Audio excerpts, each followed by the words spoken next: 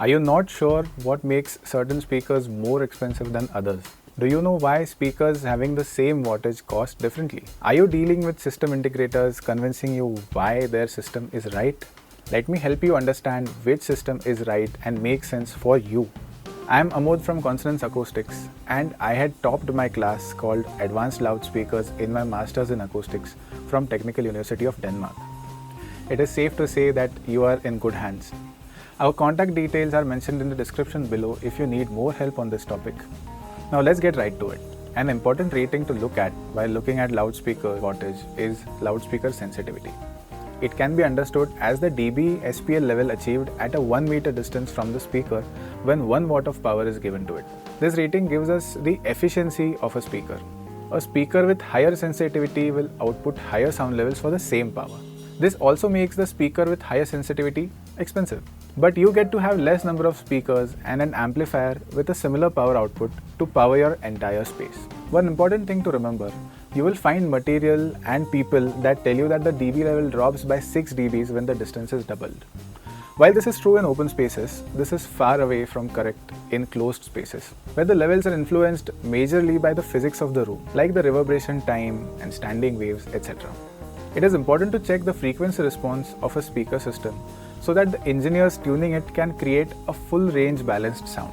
Subwoofers will take care of the frequency starting from 30 Hz. The upper limit of this range can be between 200 Hz to 400 Hz at times. A full range speaker will have a lower limit ranging from 50 Hz to 90 Hz, and the upper limit will usually be close to 20,000 Hz.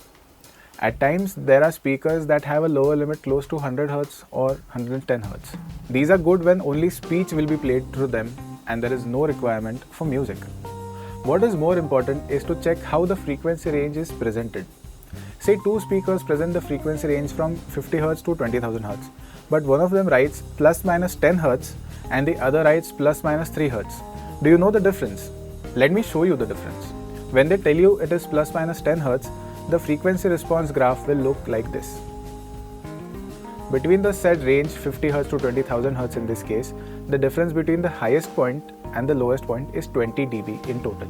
If it is plus minus 3 Hz, the difference between the highest and the lowest points is 6 dB in total. The plus minus 3 Hz system is slightly better as it is rather flat in the given range and responds better to the EQ that the engineer does. Having said that, you also want to check out the frequency response curve as to where it is lowest and highest and how it corresponds to the acoustics of your space. If the frequency of the highest point has a specific dynamic when it comes to the reverberation of your space, it will behave slightly differently. The frequency response should be carefully matched against the designed acoustics of the space to get the best out of the entire space. Manufacturers will share a directivity curve in the speaker datasheets that looks something like this. Let me help you understand how to read this. The speaker is at the center of this circle pointing towards the direction, which is the 0 degree. It is the exact front of the speaker. These different concentric circles correspond to drops in dB levels for the same power. This is the directivity curve right here, which shows the drop in the output level for different angles. This is important when choosing speaker positions. You want to make sure that the speakers are installed at proper angles to cover the maximum listening area. One important thing to note, in a closed space, reflections and reverberation play a major role in determining sound levels across the space. It is not a good assumption that areas falling out of the directivity range will receive severely less sound. While there are other factors that determine the overall sound quality of a space, I hope these 3 factors help you reduce some confusion you might be having about which system is right for you. If you need any more help, write down your questions in the comment section, or better yet, give me a call on the number below.